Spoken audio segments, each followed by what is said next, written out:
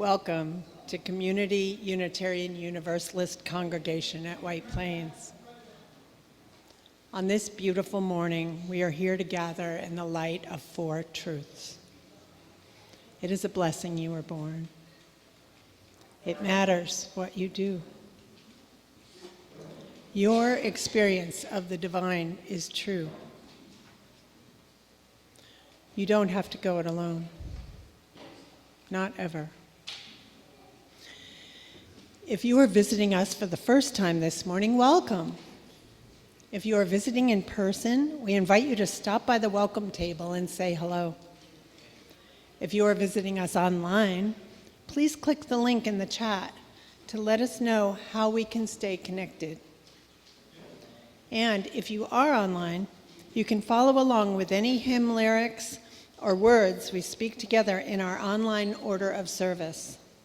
You can find that on our website, and we'll also paste that into the chat. Later in the service, we will share the joys and sorrows of our individual lives. For those here in person, please take a moment to add yours to the book by the south windows. For those on Zoom, please type yours in the chat. For those of you here in our sanctuary, please take a moment to silence your devices. Words from Unitarian Universalist Richard Gilbert. We meet on holy ground, brought into being as life encounters life. As personal histories merge into the communal story, as we take on the pride and pain of our companions, as separate selves become community. How desperate is our need for one another, our silent beckoning to our neighbors, our invitations to share life and death together. Our welcome into the lives of those we meet, and their welcome into our own. May our souls capture this treasured time. May our spirits celebrate our meaning in this time and in this space, for we meet on holy ground. As we light our chalice this morning, please join me in repeating the words of the pagan fairy tradition's prayer of alignment. Who is this flower above me? And what is the work of this abiding spirit? That I would know myself in all my parts. Who is this flower above me? And what is the work of this abiding love? That I would love myself in all my parts. Blessed be. I invite you to rise in body or spirit, and let's welcome each other into this beautiful space on this beautiful morning. We'll do all 5 verses of Enter, Rejoice, and Come In.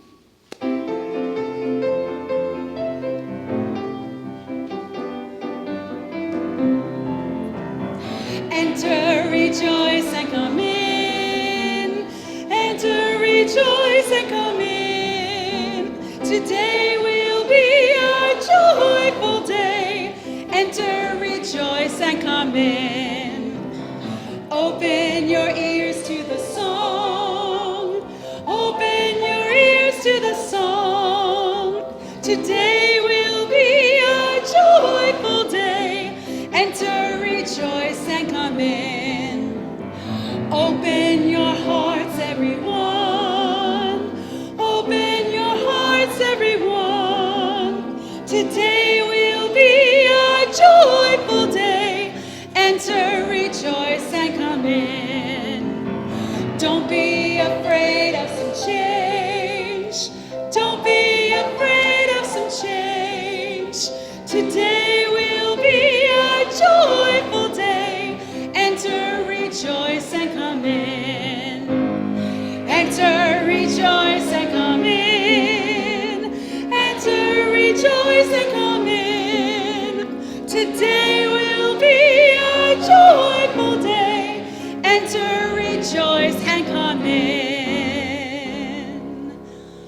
Thank you. Today will be a joyful day.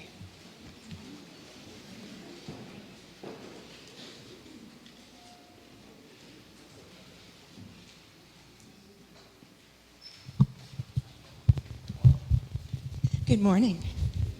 That's one of my favorite hymns. I love that hymn. Our story this morning is My Shadow is Purple, written and illustrated by Scott Stewart. And it's a reminder to honor the uniqueness in each of us. My dad has a shadow that's blue as a berry. My mom's is as pink as a blossoming cherry. There's only two choices, a 2 or a 1, but mine is quite different. It's both and it's none. If theirs are straight, then mine's a circle. For my shadow's different. My shadow's purple. My shadows love playing with all sorts of toys, things loved by girls and things loved by boys. I dance with the pinks as they turn and they spin, and I play sports with the blues as they lose and they win. Some of my friends think I'm simply confused, but the thing I love most is not having to choose. Some tell me I'm blue, only blue can be strong, but my mom's strong too, so I think they're wrong. Some tell me I'm pink, because pink is most caring, but Dad's always crying and loving and sharing. Why can't I love sports and dancing and trains and ponies and glitter and engines and planes? Why must I choose and exclude all the rest?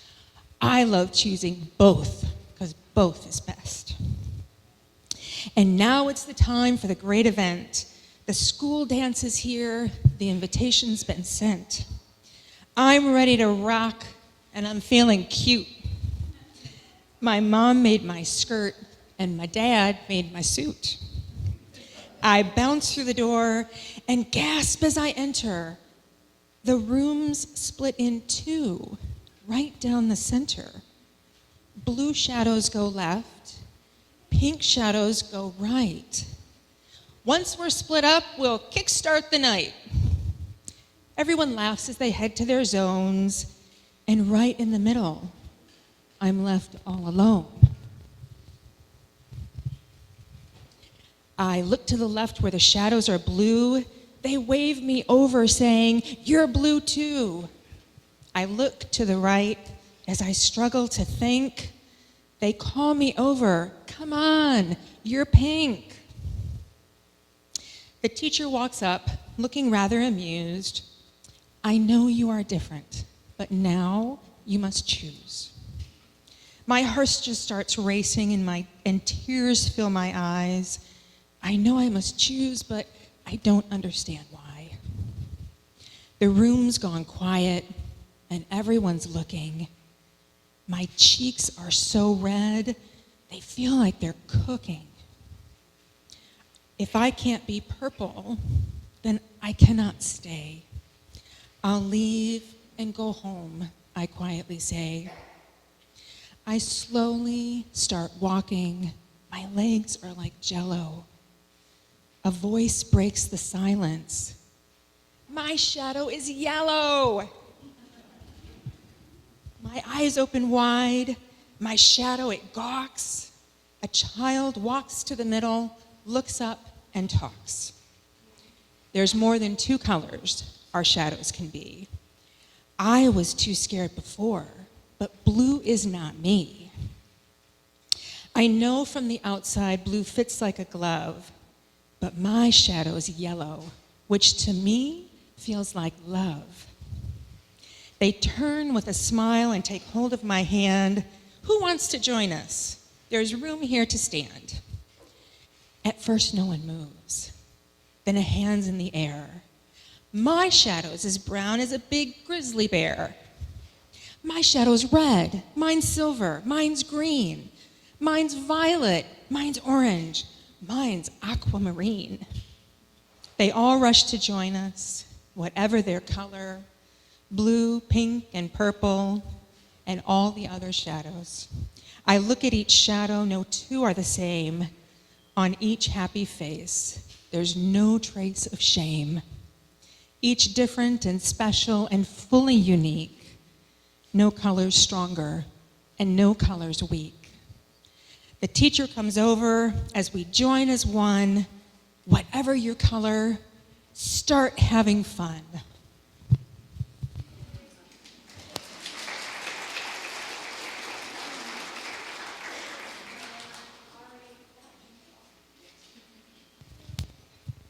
Our RE folks are leaving for an activity.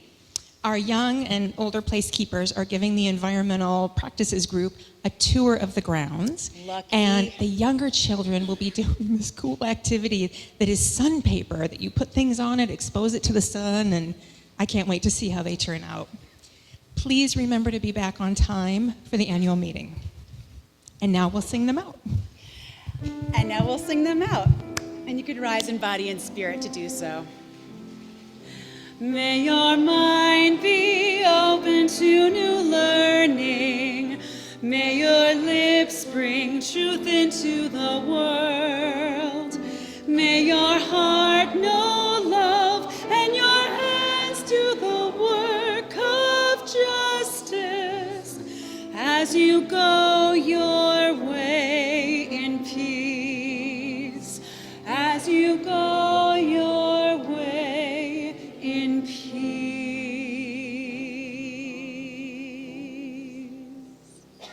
Thank you. Please be seated.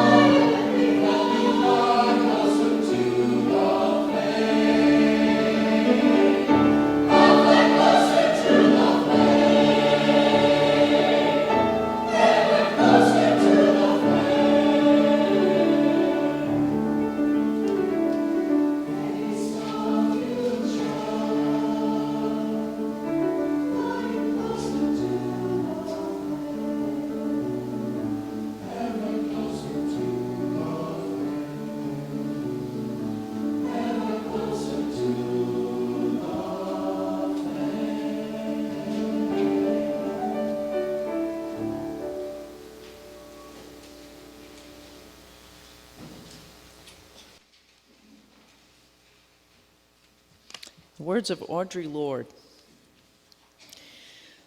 For those of us who live at the shoreline, standing upon the constant edges of decision, crucial and alone, For those of us who cannot indulge the passing dreams of choice, who live in doorways coming and going in the hours between dawns, looking inward and outward, at once before and after, seeking a now that can breed futures like bread in our children's mouths, so that their dreams will not reflect the death of ours. For those of us who were imprinted with fear, like a faint line in the center of our foreheads, learning to be afraid with our mother's milk, for by this weapon, this illusion of some safety to be found, the heavy-footed hoped to silence us. For all of us, this instant and this triumph, we were never meant to survive. And when the sun rises, we are afraid it might not remain. And when the sun sets, we are afraid it might not rise in the morning. When our stomachs are full, we are afraid of indigestion. When our stomachs are empty, we are afraid we may never eat again. When we are loved, we are afraid love will vanish. When we are alone, we are afraid love will never return. And when we speak, we are afraid our words will not be heard nor welcomed. But when silent, we are still afraid. So it is better to speak, remembering we were never meant to survive. For all that's been spoken and all that remains in our hearts, let's spend a moment in silence together.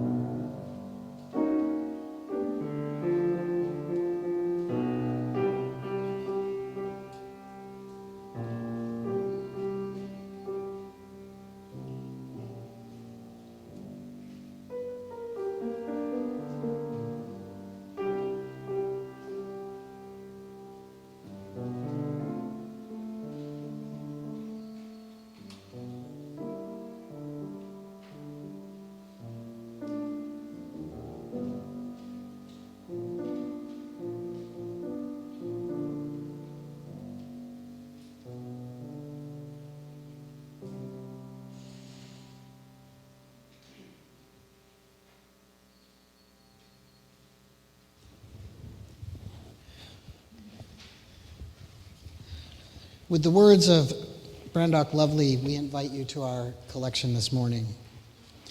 Let there be an offering to sustain and strengthen this place, which is sacred to so many of us, a community of memory and hope, for we are now the keepers of the flame. And this morning's plate is shared with Lifting Up Westchester, which you can read about here on the slide, and I cannot tell you any more than that because I don't know much about it. You can also go to their website and get more information, and we thank you this morning for your generous contributions to the work of this congregation, for all that we do within these walls and beyond these walls. Thank you. Good morning. It may have been the girl from Ipanema. It could have been the boy. It could be anything you like that makes you think of attraction and the excitement that surely is non-binary. This is Antonio Carlos's Jolie's classic song.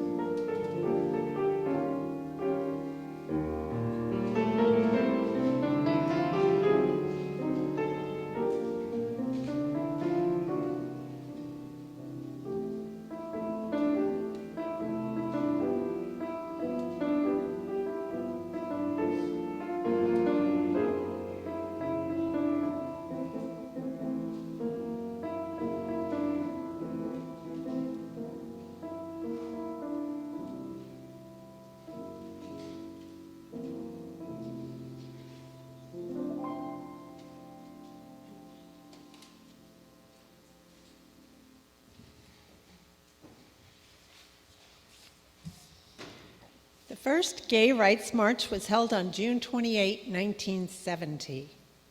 It is now a centerpiece of Pride Weekend in New York City, though it actually started out as a protest march, not the commercialism we know today.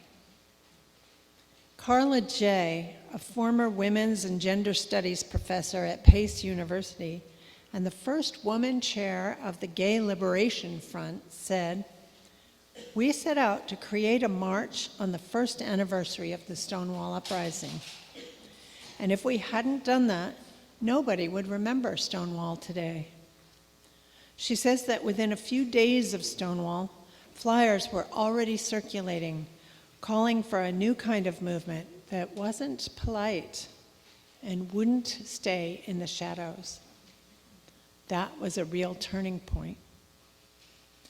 Poet, painter, and activist Fran Winant was one of the early participants in the Stonewall-inspired gay rights movement of the 1970s. Through her poetry and visual art, she helped define the role and sensibility of lesbians in the contexts of gay liberation and radical feminism, especially during the 1970s and early 1980s.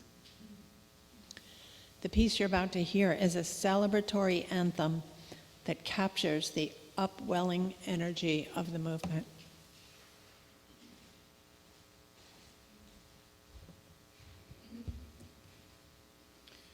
I want to just start by saying this piece was written in 1970, and therefore the language is binary.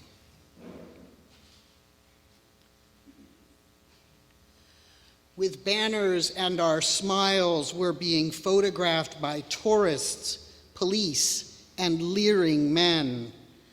We fill their cameras with 10,000 faces bearing witness to our own existence in sunlight. From Washington, Maryland, Massachusetts, Pennsylvania, Connecticut, Ohio, Iowa, Minnesota, from Harlem and the suburbs, the universities, and the world. We are women who love women. We are men who love men. We are the lesbians and the homosexuals. We cannot apologize for knowing what others refuse to know or affirm what they deny. We might have been the women and men who watched us and waved and made fists and gave us victory signs and stood there after we passed, thinking of all they had to lose, of how society punishes its victims, who are all of us in the end. But we are sisters and sisters, brothers and brothers, workers and lovers. We are together. We are marching past a crumbling old world that leans towards us in anguish from the pavement. Our banners, our sails, pulling us through the streets where we have always been as ghosts. Now we are shouting our words. We are community. We are a society. We are everyone. We are inside you. Remember all you were taught to forget. We are part of the new world. Photographers behind grim, precise machines wait to record our blood and sorrow, and revolutionaries beside them remark, love is not political. When we stand against our pain, they say, we are not standing against anything. When we demand our total lives, they wonder, what are we demanding? Can't you lie? Can't you lie? They hiss like fire in the grass. Can't you lie and get on with the work? Our line winds into Central Park and doubles itself in a snake dance to the top of the hill. We cover the sheep meadow shouting, lifting our arms. We are marching into ourselves like a body gathering its cells, creating itself in sunlight. We turn to look back on the thousands behind us. It seems we will converge until we explode, sisters and sisters, brothers and brothers, together.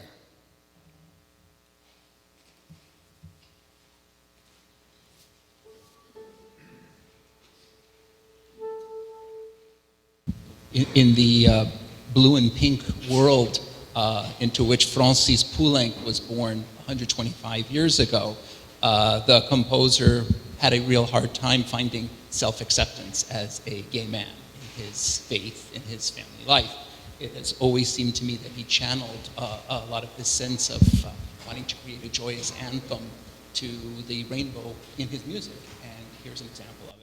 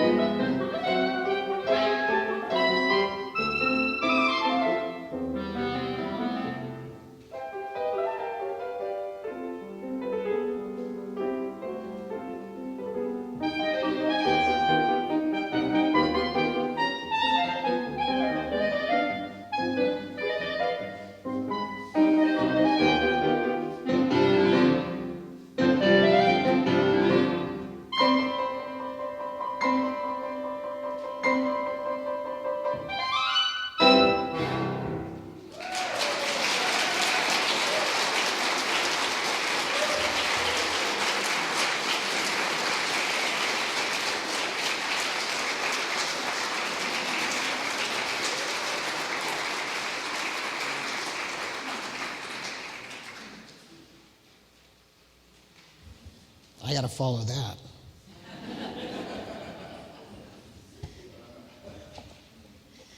So Pride Month is here, yeah?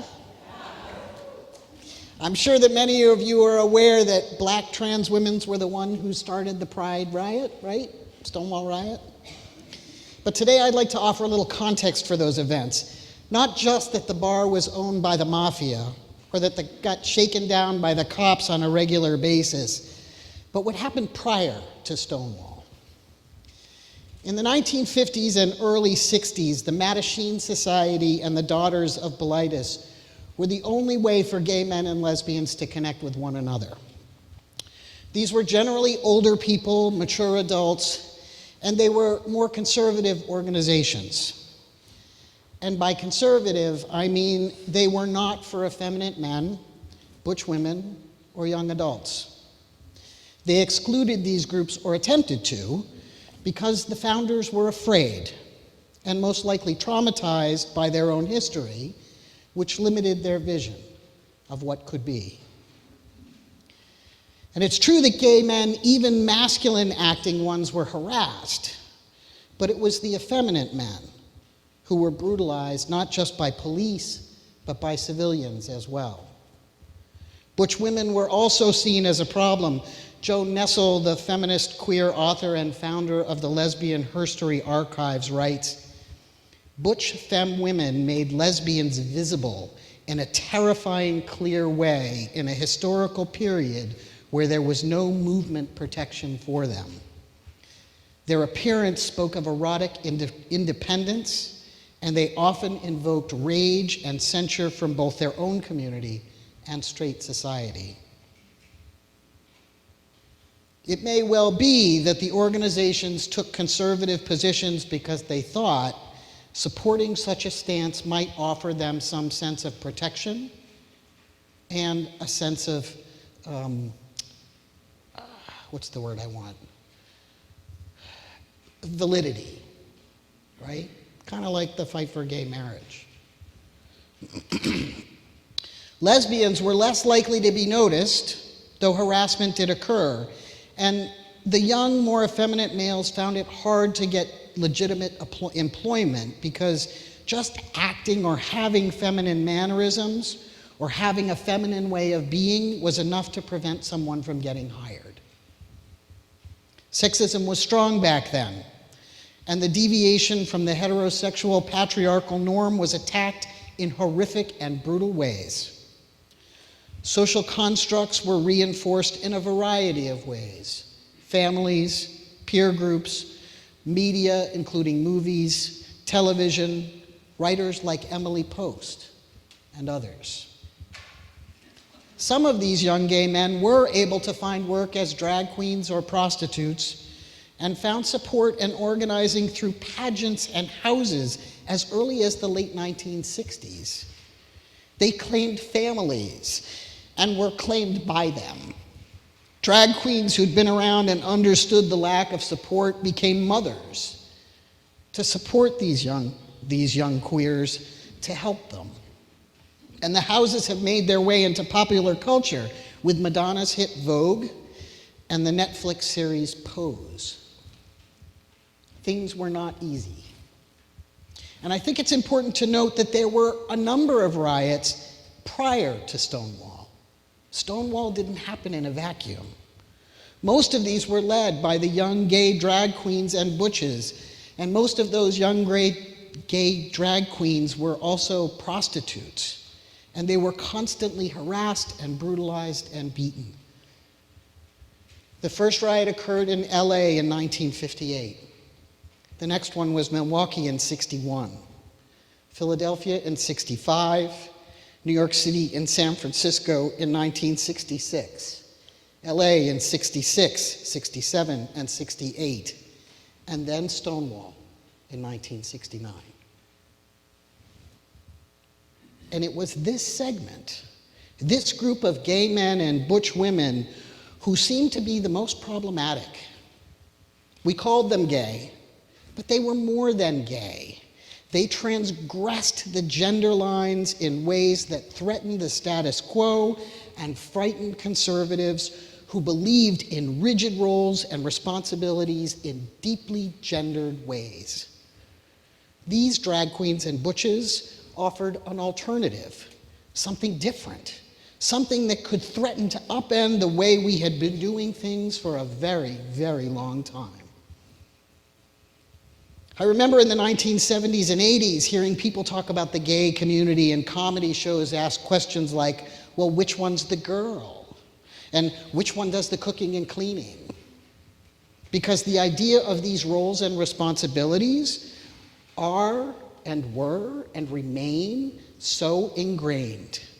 The very notion that a couple could share the roles in a primary relationship differently was completely foreign to men and women of all colors and backgrounds, and deeply threatening to those who benefited from those rigid roles. The 1970s brought the first gay rights parade, and with it the rise of the women's movement and the feminist movement. And it wasn't until 1974, you know this, what am I going to say? It wasn't until 1974 that women were allowed to get credit cards on their own. That's in my lifetime. 1974. Guys, you should be embarrassed by that. That first gay pride march in New York City in 1970 came 1 year after Stonewall, and it was an attempt to keep the energy and the force of the movement engaged. The first march gave rise to the notion of lesbian power in tandem with the gay pride movement, or the rising feminist movement, and the gay men's movement. Betty Friedan, a leader of the women's movement and founder of NOW, was initially afraid that the lesbians would discredit the women's movement, and she wanted them out, and she worked hard to get them out. And many of these women were more masculine in their behavior, loud, unrepentant, radical, confident, in ways that some of the other women were not. These women too transgressed the lines of what was acceptable, what was normal. They too were asked questions about their roles. Well, which one's the man? Which one takes care of the cars? These are both questions that I was asked in a lesbian relationship in the 1980s. Eventually, Friedan embraced these radicals in the movement. And when Phyllis Schlafly attacked the movement for supporting deviance, Friedan defended those same lesbians because she understood their importance and their contribution to the movement. All of this is to say, these organizations, only some of which were formal, were led and influenced by lesbians and gay men, young queer trans and feminist activists, all of whom were not only pushing the boundaries of who we could love, but they were pushing the boundaries in roles and responsibilities in relationships and in society.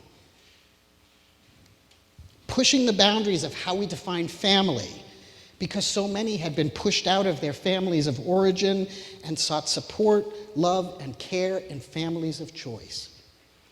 These families modeled different structures than the traditional family structure. They offered an alternative, and not just for those who identified as queer, but for anyone seeking to be their authentic self. We might have been the women and men who watched us and waved and made fists and gave us victory signs and stood there after we passed, thinking of all they had to lose, of how society punishes its victims, who are all of us in the end. These brave people chose something different than the boxes they were presented with. They moved outside of that and claimed not just a sexuality, but a way of living and being in the world. At the time, it was radical. Still kind of is. And this radical movement has made way for people to come out as non-binary. People who clearly and consciously reject those trappings of roles and responsibilities and stereotypes and biases that we put on the pronouns he and she. They simply choose not to participate in the guessing game of which one is the man. By refusing to claim either identity, or both, or none of the above.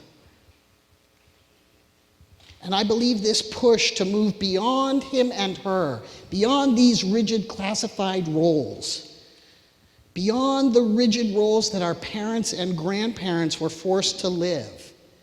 This is the next evolution in how we understand ourselves as human beings. This is the next step in understanding that we all have different colored shadows.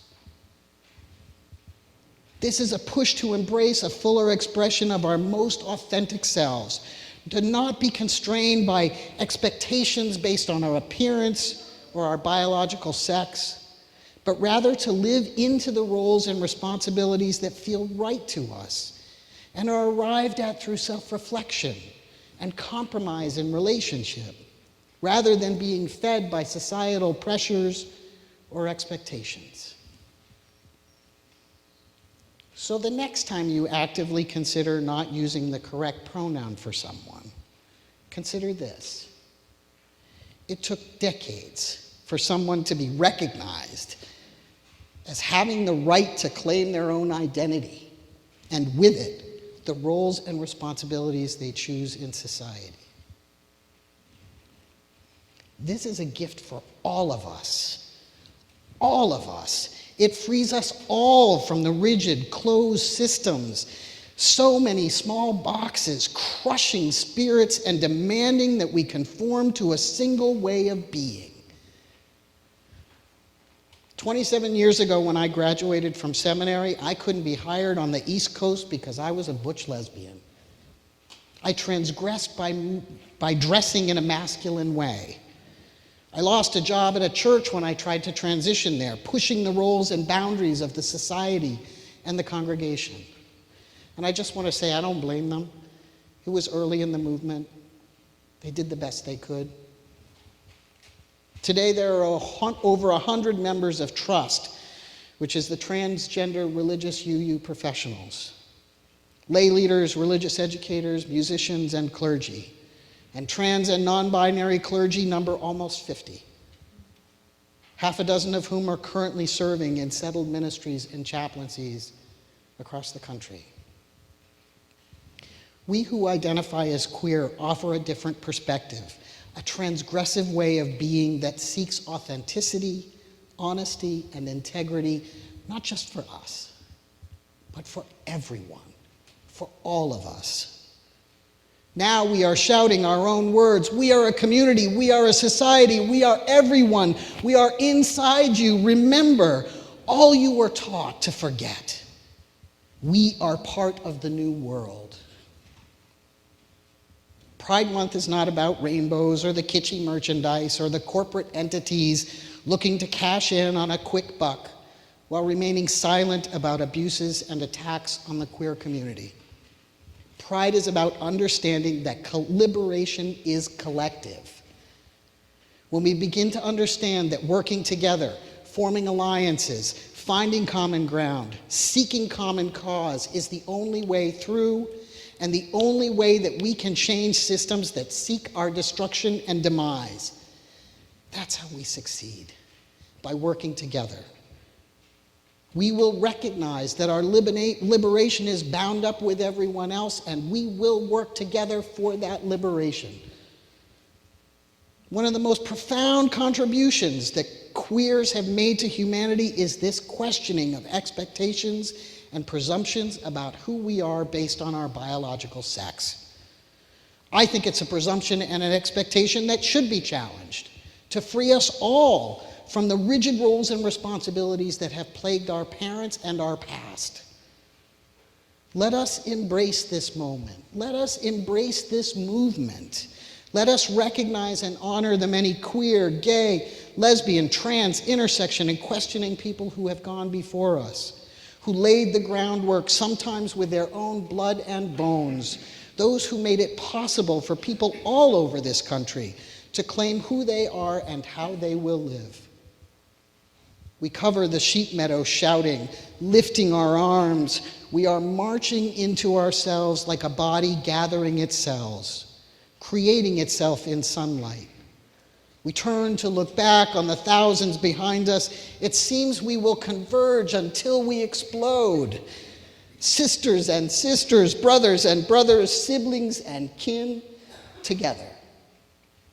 May it be so. Blessed be, and amen.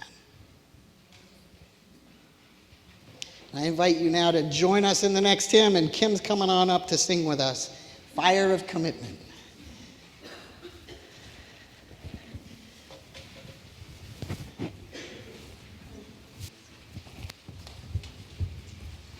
Thank you, Reverend Paul. Good heavens.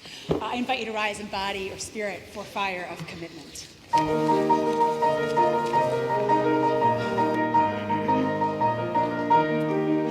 From the light of days remembered burns a beacon bright and clear, guiding hands and hearts and spirit, making faith and free from fear. When the fire of commitment sets our mind and soul ablaze, when our hunger and our passion meet to call us on our way, when we live with deep assurance of the flame that burns within, then our promise finds fulfillment and our future can begin.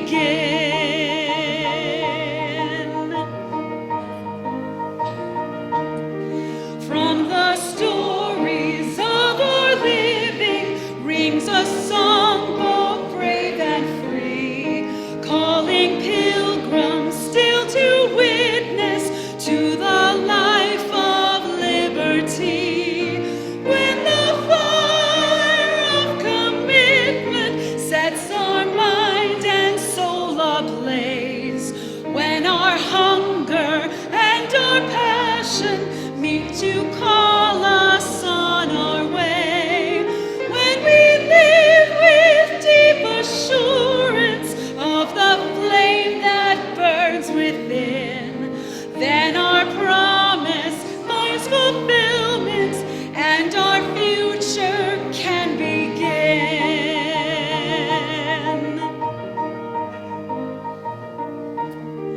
From the dreams of youthful vision comes a new prophetic voice, which demands a deeper justice built by our courageous choice. When the fire of commitment sets our mind and soul ablaze, when our hunger and our passion meet to call us on our way, when we live with deep assurance of the flame that burns within, then our promise finds fulfillment and our future can begin.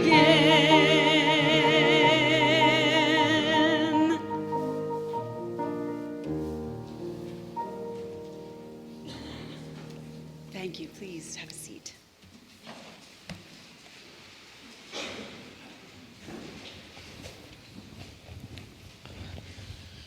So I close every service I do with the same words. You're familiar with them. But before I do that, I just want to take a moment to thank you all. This has been a fabulous year, and I have deeply enjoyed working with many of you. Not all of you, because I haven't worked with all of you.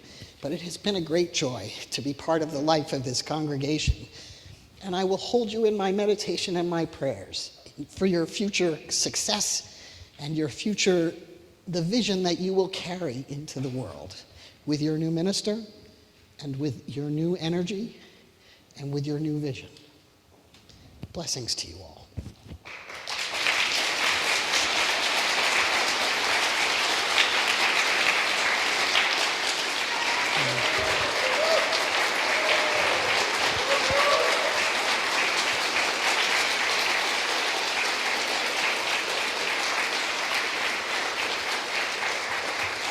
Please remember, all that you touch, you change. All that you change, changes you. The only lasting truth is change. God is change. Please be seated for the post-lead.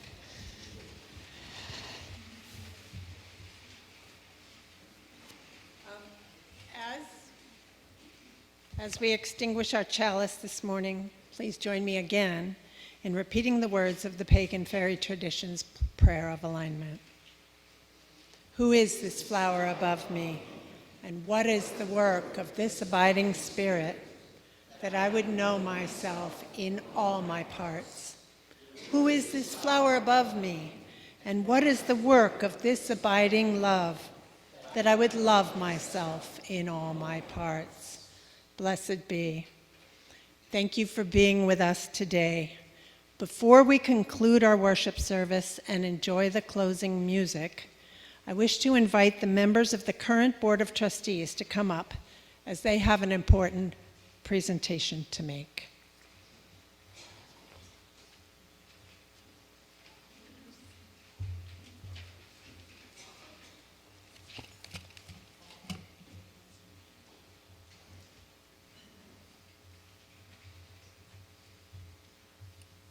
Good morning.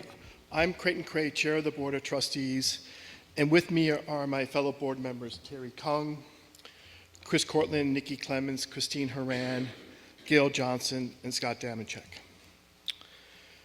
We are completing our interim ministry year, and as you know, we didn't get a full-time interim minister, but instead hired 4 ministers part-time to work with us this past year.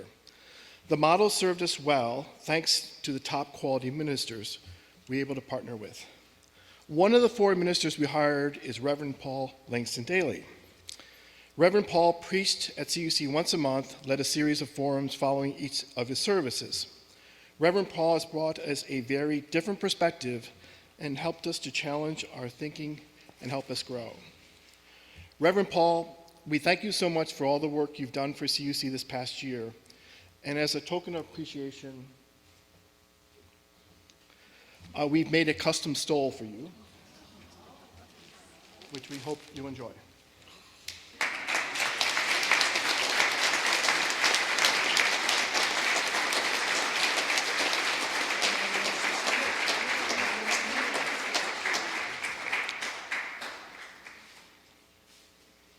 And many thanks to Kim Force for helping to make this all happen.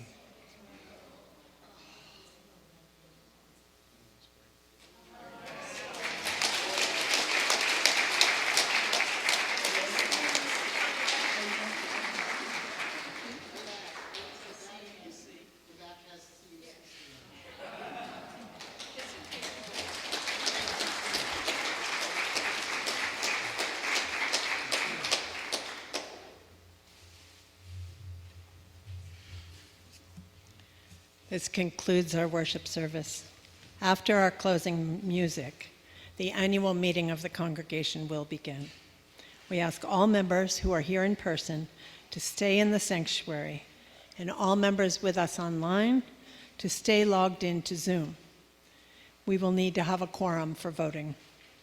At the conclusion of the meeting, we will enjoy a potluck, lunch, and farewell party together for Reverend Paul, who is with us for the last time today. Everyone is welcome to attend and celebrate with us.